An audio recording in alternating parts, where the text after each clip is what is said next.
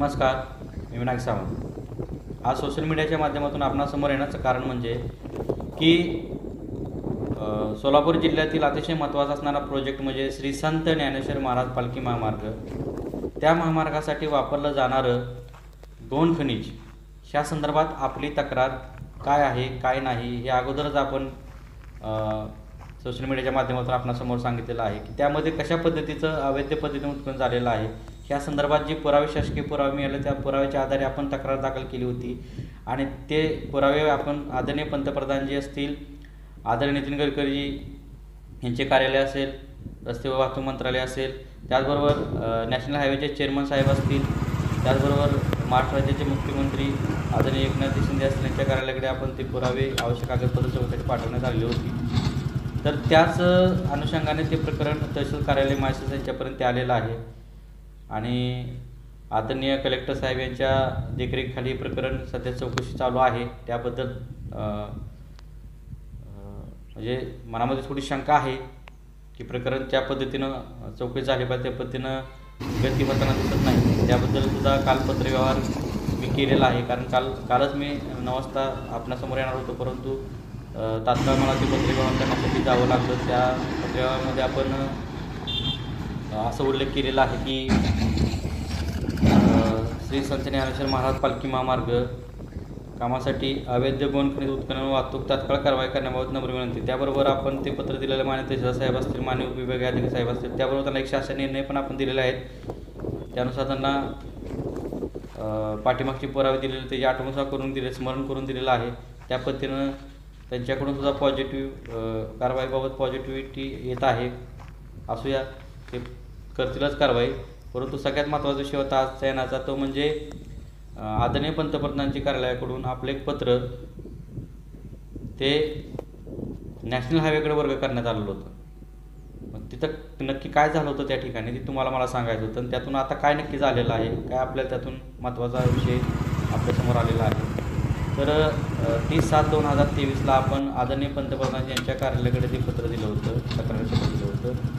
त्याबरोबर आवश्यक असणारे काय जे डॉक्युमेंट पण आपण दिली होती, ते नॅशनल हायवेला पण दिले ते आपण। त्यानंतर ते पंतप्रधान कार्यालयाकडून ते पत्र संबंधित नॅशनल हायवेकडे आलं होतं केंद्रीय, तिथून ते संबंधित त्यांचे जे इथलं पंढरपूर कार्यालय आहे नॅशनल हायवेच्या, तिथं ते फॉरवर्ड करण्यात आलं होतं आणि नॅशनल हायवेने त्या संदर्भात कंपनीला काही आवश्यक पुरावे मागितलेले असतील ते पुरावे त्यांनी तिथं सादर केले होते आणि ते सादर केलेले पुरावे त्यांनी पुढं केंद्रीय नॅशनल हायवेकडं म्हणजे नॅशनल हायवेच्या दिल्लीचं कार्यालय मुख्य कार्यालय आहे त्या कार्यालयाकडे पाठवलं होते। तिथून ते प्रकरण तिथं थांबवलं होतं, कंपनीला आम्हाला सगळं दिलेलं आहे त्या पद्धतीने ते थांबवलं होतं। परंतु नंतर ते प्रकरण थांबवून तिथं पुढं काहीच कारवाई करण्यात आलेली नव्हती। म्हणजे असं झालं होतं की कंपनीला पूर्णपणे नॅशनल हायवेने क्लीन चिट दिलेली आहे असंच तिथं त्या पत्रातून जाणवत होतं की 16/8/2023ला तसं उत्तर आपल्याला मिळालं होतं 10-15 दिवसानंतर। मग त्यानंतर आपण अपील केली परत पंतप्रधान कार्यालयाला, आदरणीय पंतप्रधान कार्यालयाला की आपण ह्या प्रकरणाची सखोल चौकशी झाली पाहिजे। त्यांनी दिलेले काय डॉक्युमेंट असतील, मी दिलेले काय पुरावे असतील, त्या सर्वांची चौकशी झाली पाहिजे। कारण माझा आरोपच आहे की या कंपनीकडून बेकायदेशीर पत्रव्यवहार करण्यात आलेला आहे, चुकीचे पत्रव्यवहार करूनच त्या पद्धतीनं ते पुढं कारवाई स्वतःच्या म्हणजे बेकायदेशीरपणे कशा पद्धतीने पत्रव्यवहार केलेले आहेत, कागदपत्र जमा केलेले आहेत, हेच मी तिथं त्यांना सांगण्याचा प्रयत्न केला आणि नंतर ते पत्र त्या पद्धतीने लेखी स्वरूपात तक्रारी केली। त्यानंतर ते प्रकरण तिथं थांबलं होतं। मग ते अपील केल्यानंतर आदरणीय पंतप्रधान कार्यालयाला आपण परत एकदा अपील केलं की आपण हे रिन्यू करून घ्यावं, जे माझ्या शंका आहेत त्या तिथं मी दिलेले पुरावे त्यानुसार ते कारवाई झाली पाहिजे।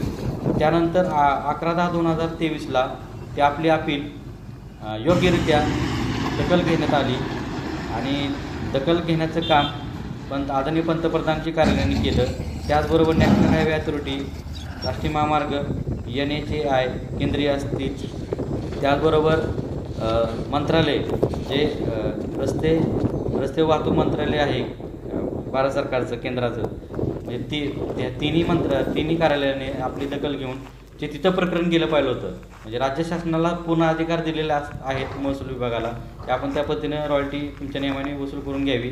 तर त्या पद्धतीने ते प्रकरण राज्य शासन जे आपल्या राज्याचे महसूल व वन विभाग आहे त्या विभागाकडं ते अपेक्षित होतं, ते अपेक्षितेनुसार ते पुढं पाठवण्यात आलं. म्हणजे कुठंतरी ते प्रकरण तिथं थांबवण्याचा प्रयत्न करण्यात एक छोटासा प्रयत्न त्यांनी केला होता, तो इथं आपल्या या आपल्याने कुठंतरी आणून पाडलेला आहे. आणि त्या पद्धतीनं हे महसूल विभागाकडं, राज्य शासनाच्या महसूल विभागाकडं प्रकरण आलेलं आहे. त्याबद्दल प्रथमतः मी आदरणीय पंतप्रधानांचे कार्यालय असेल, आदरणीय नितीनजी गडकरी यांचं रस्ते व वाहतूक मंत्रालय कार्यालय असेल केंद्र सरकारचं, त्याचबरोबर नॅशनल हायवे दिल्ली मुख्य कार्यालय आहे आपल्या देशातील, त्या कार्यालयाचं तिघांचंही मी अतिशय मनपूर्वक आभार व्यक्त करतो की आपण हे प्रकरण योग्य ठिकाणी पाठवलं. आणि जे काही नॅशनल हायवे पंढरपूर विभाग होतो, प्रकल्प युनिट आहे, त्या युनिटने जे काय पाठवलं होतं ते त्या संदर्भात प्रकरण संबंधित विभागाला जाणं अपेक्षित होतं, त्या पद्धतीने केलेलं आहे. आता मी दिलेलं पत्र, कालची पत्र मी परत एकदा दिलेलं आहे.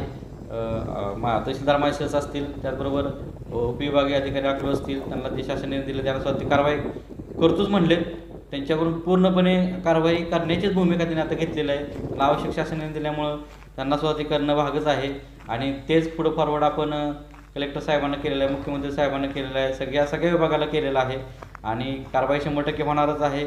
आणि शासनाचा महसूल जो आहे तो वसूल केल्याशिवाय मी शांत बसणार नाही. मी दिलेल्या पद्धतीनं तक्रारीनुसार जिथं जास्त उत्खनन झालेलं आहे त्याची रॉयल्टी भरलेले पुरावे जोपर्यंत मला मिळत नाहीत तोपर्यंत मी शांत बसणार नाही. आपला शासनाचा महसूल वसूल झाल्याशिवाय, कारण तो महसूलच आपल्या जनहितासाठी, लोककल्याणासाठी, योजनासाठी वापरला जातो आणि तो जनतेचा पैसा आहे, तो जनतेपर्यंत गेलाच पाहिजे. ह्या उद्देशाने आपण ही लढाई लढत आहे. आणि ही आपण आता 60% लढाई जिंकलेलीच आहे.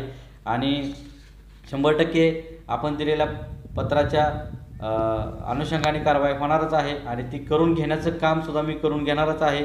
त्यासाठी मला कोणत्याही पद्धतीची लढाई करावी लागली तरी मी शांत बसणार नाही, हेच या माध्यमातून सांगतो. म्हणून एक आजची सगळ्यात महत्त्वाची गोष्ट आहे की जे प्रकरण एक पत्र होतं आपलं, ते प्रकरण तिथंच क्लोज करण्यात आलं होतं. ते प्रकरण अपीलात गेल्यानंतर ते रिन्यू झालं आणि पुढं ते ज्या योग्य ठिकाणी जाणं गरजेचं होतं त्या ठिकाणी ते प्रकरण आलेलं आहे. मग आता सगळी जबाबदारी महसूल विभागाचीच आहे, हे इथं अधोरेखित झालेलं आहे.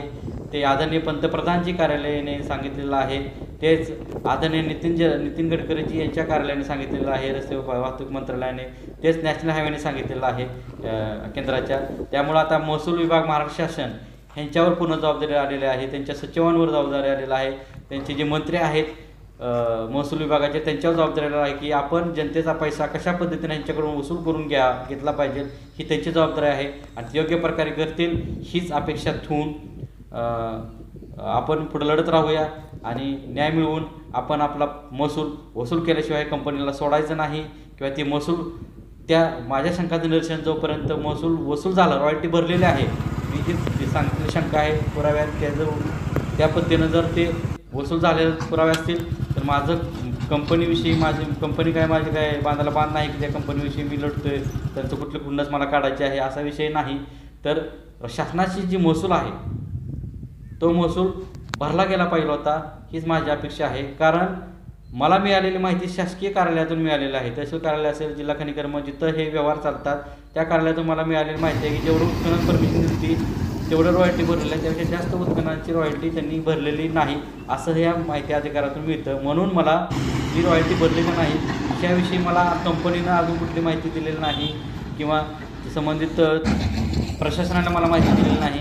कंपनीनं प्रशासनाला माहिती द्यावी आणि प्रशासनाने मला कळवावं की बाबा ही रॉयल्टी भरलेली आहे, त्यानंतरच माझी लढाई संपणार आहे. आणि नियमानुसार जी रॉयल्टी आहे ती भरल्याशिवाय मी शांत बसणार नाही, ही या माध्यमातून मी सांगतो. माझं दासूच पुढं चालू राहणार आहे आणि 100% आपल्याला न्याय मिळेल हीच माझी पूर्ण विश्वास आहे. कारण भारताचं संविधान असेल, कायदा असेल याचा माझा पूर्ण विश्वास आहे आणि प्रशासनावर माझा विश्वास आहे. फक्त प्रशासनाने योग्य प्रकारे काम करावं, अन्यथा प्रशासनाविरोधातच मला आंदोलन करण्याची वेळ त्यांनी आणू नये हीच अपेक्षा ह्या माध्यमातून मी विनंती करतो. आणि हे आजचं सोशल मीडियाच्या माध्यमातून प्रशासनाला आव्हान करण्यासाठी मी आज आलेलो आहे की आपण ज्या पद्धतीनं महसूल विभागाकडे सगळं विषय आता सगळ्या विभागाने पाठवलेलं, त्या महसूल विभागाने काम करावं हीच आज मी विनंती आणि आता आदरणीय मुख्यमंत्री साहेबांनी विशेष लक्ष घालावं ही त्यांना नम्र विनंती. धन्यवाद. जय हिंद, जय महाराष्ट्र.